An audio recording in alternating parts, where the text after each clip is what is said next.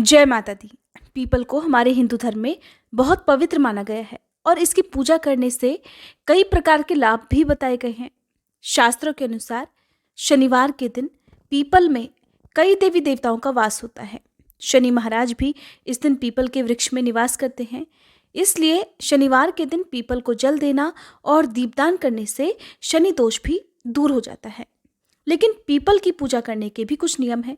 सप्ताह का एक दिन ऐसा भी है जिस दिन पीपल की पूजा करने से लाभ की बजाय नुकसान होता है।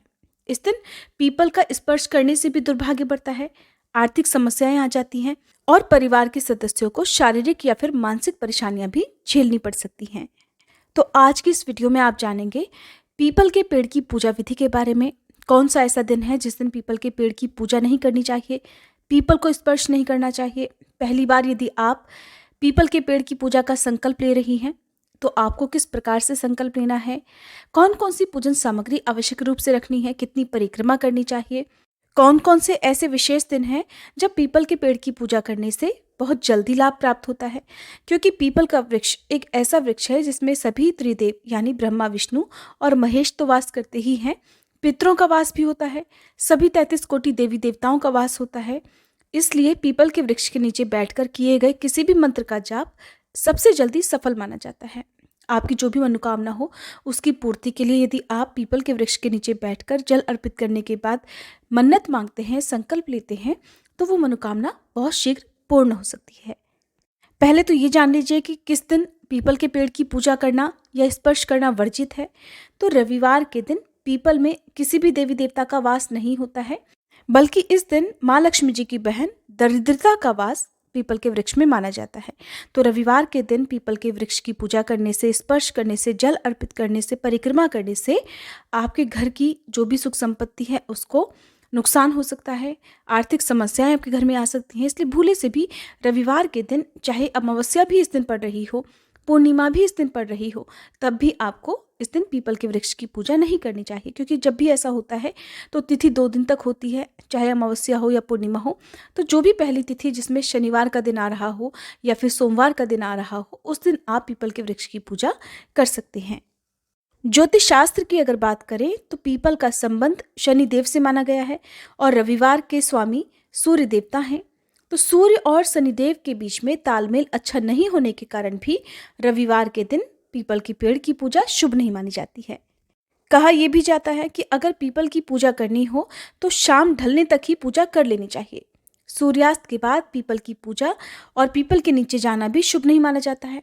इसके पीछे धार्मिक जो तर्क माना जाता है वो ये है कि इससे व्यक्ति के ऊपर अलक्ष्मी का प्रभाव पड़ जाता है। वैसे तो पीपल के वृक्ष को काटना अशुभ माना जाता है, पाप माना जाता है, लेकिन कई बार हमारे घर की छत पर, दीवारों पर पीपल का पौधा उगाता है।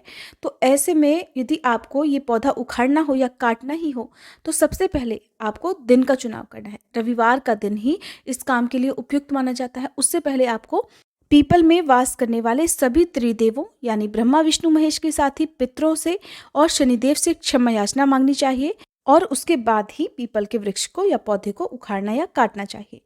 शास्त्रों के अनुसार पीपल के पेड़ की पूजा सूर्योदय से पहले भूलकर भी नहीं करनी चाहिए। सूर्योदय से पहले पीपल के वृक्ष में जल भी अर्पित नहीं किया जाता है, क्योंकि सूर्योदय से पहले पीपल के पेड़ में अलक्ष्मी जी वास करती हैं। अलक्ष्मी को दरिद्रता की देवी माना जाता है। ऐसे में अलक्ष्मी की पूजा करने से घर में दरिद्रता का वास हो जाएगा, जिसके कारण हमेशा गरीबी और जीवन में परेशानियां ही परेशानियां आती रहेंगी। तो सूर्योदय के बाद ही आपको पूजा करनी है और शाम को अगर आप दीपदान करना चाहते हैं तो दिन ढलने तक ही पीपल की पूजा कर लेनी चाहिए।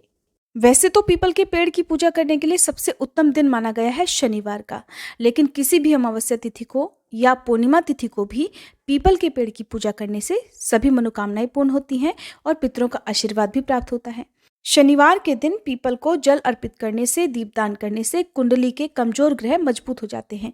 अगर किसी ग्रह से कोई पीड़ा आपको हो रही हो तो वह पीड़ा शांत होती है और शुभ प्रभाव आपकी कुंडली में बनने लगता है।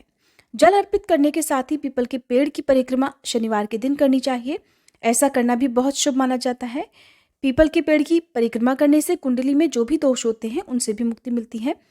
परिक्रमा कितनी करनी चाहिए तो 3, 5 या 7 बार परिक्रमा आपको कम से कम करनी चाहिए। इसके अलावा आप 108 परिक्रमा भी कर सकते हैं। शनिवार के दिन पीपल को दोनों हाथों से स्पर्श करके 7 बार परिक्रमा करें और ऐसा करते समय ओम शन शनिश्चराय नमः इस मंत्र का जाप करें। ऐसा करने से शनि की ढैया और साढ़े साती का बुरा प्रभाव भी कम होता है। शनि की ढैया और साढ़े साती के बुरे प्रभाव से पीड़ित लोगों को हर शनिवार को पीपल के पेड़ पर जल में गुड़ और दूध मिलाकर अर्पित करना चाहिए।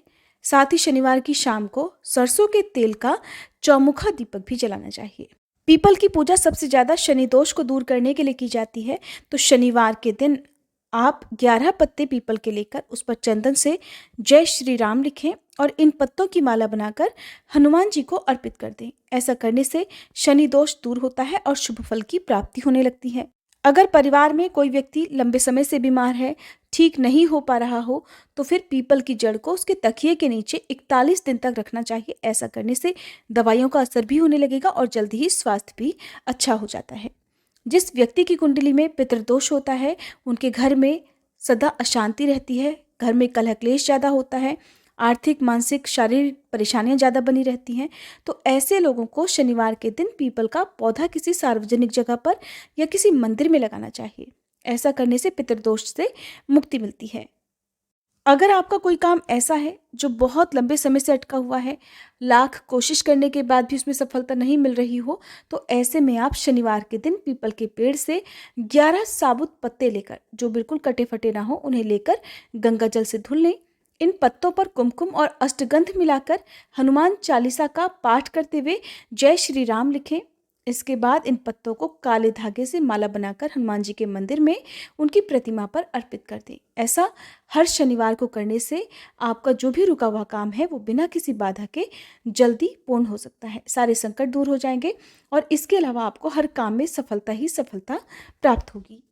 रविवार को छोड़कर बाकी किसी भी दिन पीपल के पेड़ की पूजा करने के लिए सुबह नहा धोकर साफ स्वच्छ कपड़े पहने, शुद्ध और पवित्र जगह पर स्थित पीपल के पेड़ की पूजा करें।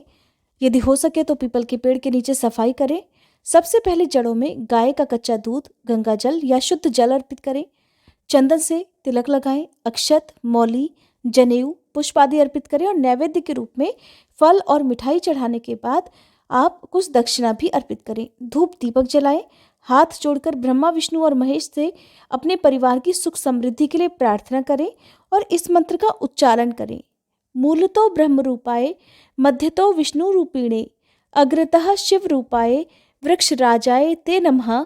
आयुः प्रजाम धनम धान्यम सौभाग्यम सर्व संपदम, देहि देव महावृक्ष त्वमाहं शरणम गतः। इसके बाद आप पीपल के वृक्ष की आरती करें। थोड़ा पूजा का जल आपको बचाकर घर पर लाकर घर में छिड़काव करना चाहिए। ये जल सौभाग्य की वृद्धि करने वाला होता है, शनि दोष को दूर करने वाला होता है। फिर दीपक जलाने के बाद आपको पीपल के वृक्ष की 7 बार परिक्रमा करनी चाहिए। परिक्रमा करते समय ओम शन शनिश्चराय नमः इस मंत्र का जाप करना चाहिए।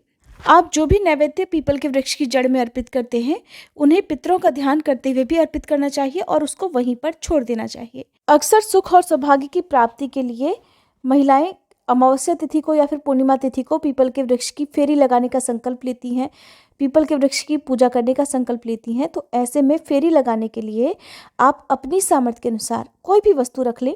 जैसे आपको 7, 11 या 108 बार परिक्रमा करनी हो, तो उतनी ही संख्या में आपको कोई वस्तु रख लेनी चाहिए। जैसे कि आप 7 परिक्रमा करना चाहते हैं या जितनी भी परिक्रमा करना चाहते हैं, तो उतने आप रुमाल रख लें, कोरे रुमाल, नए रुमाल रखकर हर परिक्रमा पूरी होने पर एक रुमाल वृक्ष की जड़ में अर्पित करते जाएं। एक पात्र में आप रख सकते हैं।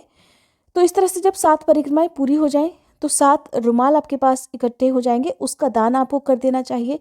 इसी तरह से यदि आप 108 बार फेरी लगाना चाहते हैं, तो 108 की संख्या में आप चाहे टॉफ़ी, बिस्किट या जैसी भी आपकी सामर्थ्य हो फल रख लें, उतने उनसे फेरी लगाई जाती है। हर परिक्रमा पूरी होने पर एक फल या एक वस्तु वहाँ पर अर्पित कर दी जाती है। बाद में इसका दान आप कर सकते हैं। दान आप मंदिर में पुजारी जी को दे सकते हैं या फिर किसी भी निर्धन व्यक्ति को, निर्धन कन्या को या निर्धन सुहागिन महिलाओं को दान में दे सकते हैं। अक्सर इस तरह की परिक्रमा कोई मन्नत पूरी होने के बाद या फिर मन्नत पूरी होने के लिए की जाती है। अगर आपकी भी ऐसी कोई खास मनोकामना हो तो आप मन्नत मांग सकते हैं। पीपल के वृक्ष के नीचे बैठकर यदि कोई भी मनोकामना पूर्ति के लिए प्रार्थना की जाती है, किसी विशेष मंत्र का जाप किया जाता है, तो वो जल्दी सफल हो जाता है।